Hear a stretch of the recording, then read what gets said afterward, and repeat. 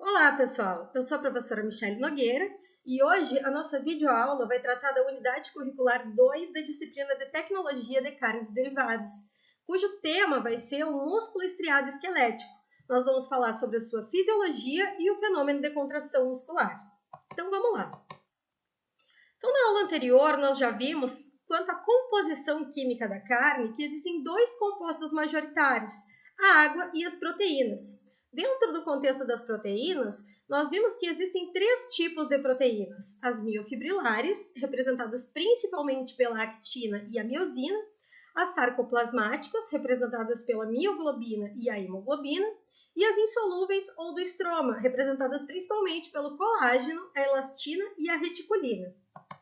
As proteínas miofibrilares, elas são representadas pela actina e a miosina, que são filamentos finos e grossos que estão presentes no músculo estriado esquelético, que a gente vai estar estudando na aula de hoje.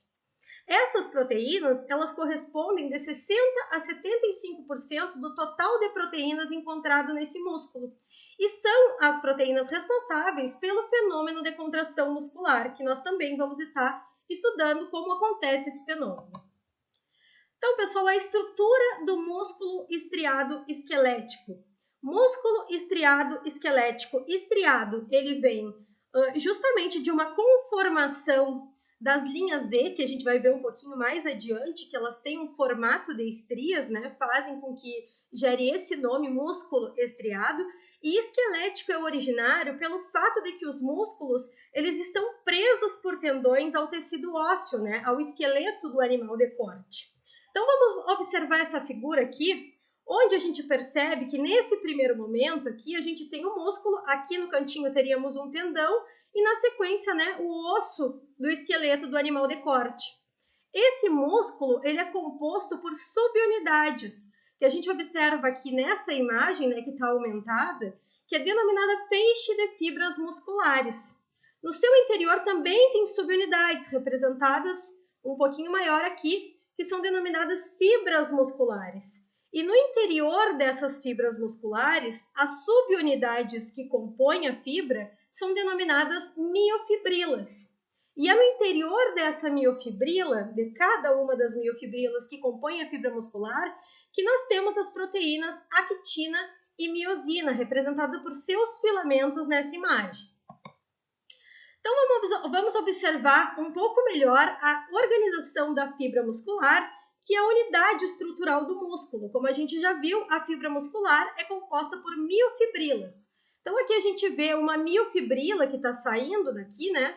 E observamos que essa miofibrila, ela é formada por subdivisões, e essas subdivisões, cada uma delas é denominada sarcômero, né? Então, os sarcômeros são as subdivisões das miofibrilas e são considerados no músculo a menor unidade contrátil. O que significa isso? Que se a gente for pegar o filetinho do músculo lá, a menor unidade capaz de se contrair é denominada sarcômero. Então, como é que é a estrutura de cada sarcômero, cada subdivisão da miofibrila? Ele é delimitado por duas linhas Z. São essas linhas Z que recebem esse nome justamente por terem um formato, uma conformação em Z, que dão o nome de estriado a esse músculo. E essas duas linhas Z que delimitam cada sarcômero, elas têm entre elas filamentos grossos, representados aqui embaixo na imagem em rosa, que são os filamentos de miosina, e filamentos finos, representados em azul aqui, que são os filamentos de actina. Então, as duas proteínas miofibrilares, que a gente viu no comecinho da nossa aula, que são responsáveis pelo fenômeno de contração muscular. Então, vamos entender um pouquinho melhor sobre essas proteínas, como elas são e qual a importância disso para que ocorra o fenômeno de contração muscular. Então, primeiramente, a gente vai observar essa imagem aqui, ó, em azul, que é o filamento de actina. Então, a actina, ela é como se fosse duas hélices que são entrelaçadas, representadas por essas bolinhas azuis, tá? É como se fossem dois colares de pérolas que estão entrelaçados entre si. E cada uma dessas bolinhas, ela tem aqui, ó, no seu meio, representado pela bolinha amarela, sítios de ligação para a miosina. O que a gente observa? Que além dessas bolinhas, tem um filamento aqui, ó, em rosa, tá? Que é uma proteína que se chama tropomiosina, e essa proteína, ela está cobrindo esses sítios de ligação, ela está sobreposta nessas bolinhas amarelas, que seriam os sítios de ligação com a actina. E nós também observamos aqui em verde, né, uma outra proteína que se chama troponina. Essa troponina, ela tem uma importância grande porque uma das suas regiões, que se chama troponina C, ela vai ser responsável por se ligar ao cálcio, que a gente vai entender um pouquinho mais adiante por que é importante para o fenômeno de contração muscular. Já aqui embaixo, em rosa, a gente observa o filamento de miosina. É um filamento mais grosso, é diferente, e nós observamos que tem aqui, ó, uma cabeça de miosina. Essa cabeça de miosina, ela é o sítio de ligação para se conectar aqui, ó, no amarelinho que tem na actina. É isso que faz com que a miosina se ligue à actina e elas têm uma forte atração química. Elas são como ímãs que se atraem. Só que para isso é necessário que esses sítios estejam liberados. No momento que a tropomiosina está cobrindo esses sítios, não é possível que haja essa ligação. E a gente está observando também aqui, ó, em amarelo que tem uma molécula de ATP. ATP é energia, né? Adenosina trifosfato, representado aqui por 3 fósforos. Então, isso aqui vai ser importante para a gente entender o fenômeno de contração muscular. Vamos lá, então. O que é a contração muscular? A contração muscular é a sobreposição que ocorre entre os filamentos finos de actina e os filamentos grossos de miosina, através de uma forte interação química que ocorre entre eles. Então, aqui a gente observa nessa imagem o músculo relaxado, né? Ele está esticado, esses filamentos estão afastados, e quando ele é contraído, a gente observa que ocorre um encurtamento desse músculo, né? Quando ocorre realmente essa ligação, essa aproximação entre a actina e a miosina. Mas para que ocorra essa contração muscular, é necessário um estímulo, é necessário que o sistema nervoso do animal envie uma mensagem através de um neurônio motor que vai chegar e vai se ligar ali a fibra muscular. Então, a gente observa isso aqui, ó, um neurônio, né, que ele está chegando com uma informação, um estímulo nervoso, né, para a fibra muscular para que ocorra essa contração. Isso se chama junção neuromuscular. Então, a gente observa aqui, ó, nessa figura, né, a fibra muscular e o neurônio que chegou ali e se conectou para enviar esse estímulo nervoso, essa informação de que o animal quer realizar um movimento muscular.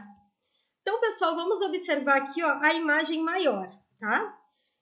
Essa partezinha roxa aqui, ó, seria essa parte do neurônio que se conectou, então, à fibra muscular. E o que vai acontecer? Quando ocorre essa junção neuromuscular, né, que o neurônio se conectou ali na fibra muscular, vai gerar um potencial de ação para que o movimento, a contração muscular ocorra. E a partir desse potencial de ação, então, esse potencial ele vai entrar e vai se espalhar, vai ser transmitido para as fibras musculares a partir dessas estruturas verdinhas que estão representadas aqui na imagem, que são chamados de túbulos T. Esses túbulos T fazem com que esse potencial, essa informação, seja levada até o retículo sarcoplasmático, representado aqui por toda essa estrutura amarela. Por que ele vai levar essa informação para o retículo sarcoplasmático? Porque no interior do retículo sarcoplasmático tem íons cálcio. E esse cálcio vai ser importante para que ocorra a contração muscular. O que acontece? Quando chegou o estímulo nervoso no retículo sarcoplasmático, ele vai liberar o cálcio que tem no seu interior para o sarcoplasma.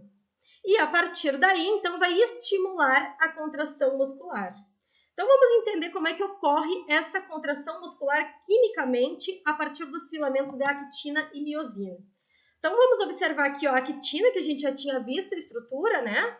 Aqui as bolinhas da dupla hélice que formam a actina, os sítios de ligação com a miosina em amarelo que estão cobertos pela tropomiosina e a troponina. Quando chega o cálcio, que é liberado ali do retículo sarcoplasmático, ele vai se conectar a uma das unidades da troponina, que é a troponina C. E a partir daí, ele vai gerar um movimento da tropomiosina, que vai sair da frente, vai liberar os sítios de ligação da actina com a miosina. Liberando esses sítios de ação, que na imagem anterior estavam representados pelas bolinhas amarelas, o que vai acontecer?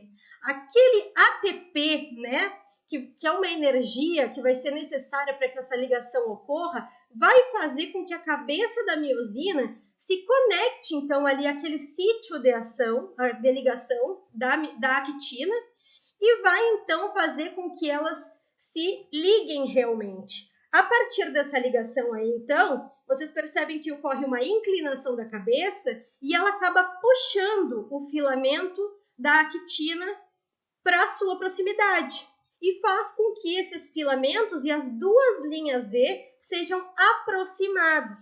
Então, a gente observa essa imagem aqui lateral na direita do vídeo de vocês e vocês vão observar que o sarcômero estirado ou sarcômero relaxado, que seria, no caso, antes da ligação da actina com a miosina. No momento em que o cálcio é liberado, libera os sítios de ligação da actina, tem a presença da ATP, que é a energia necessária para fazer essa ligação, ocorre, então, essa conexão das cabeças da miosina nos sítios ativos da actina, e isso faz com que aproxime as duas linhas Z.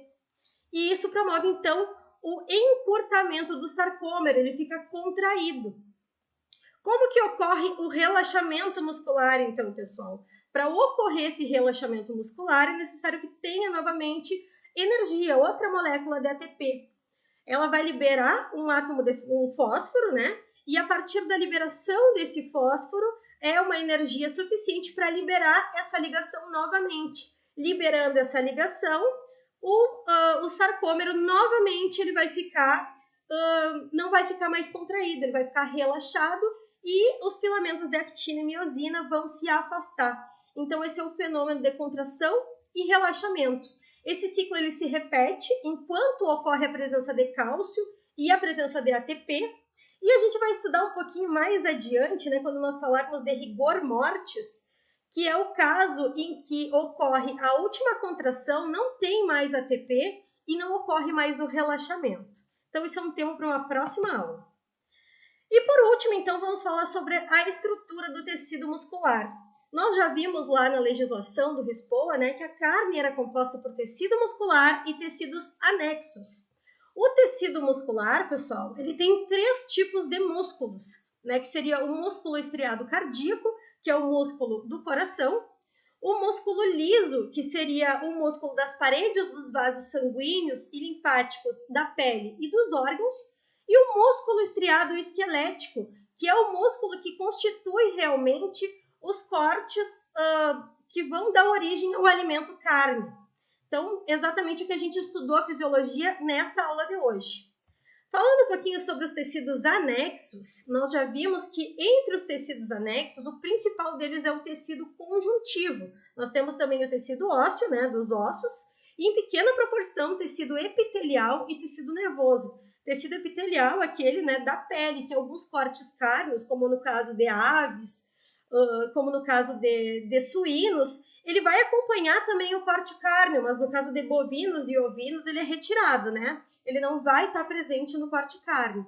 Mas no caso do tecido conjuntivo, que tem uma grande importância, né? Nós temos o tecido conjuntivo propriamente dito, que ele é dividido em frouxo e denso, e ele tem uma função importante de proteção da fibra, união dos tecidos e preenchimento, então. E além disso, existe um tecido com propriedades especiais, né, que a gente dá ênfase, que é o tecido adiposo, a gordura da carne, né? E ela é importante para questões de qualidade desse produto como um alimento. Isso nós vamos ver um pouquinho mais adiante quando nós trabalharmos sobre a qualidade de carnes. Então, pessoal, por hoje era isso. Eu espero que vocês tenham compreendido. Bons estudos e até a próxima aula!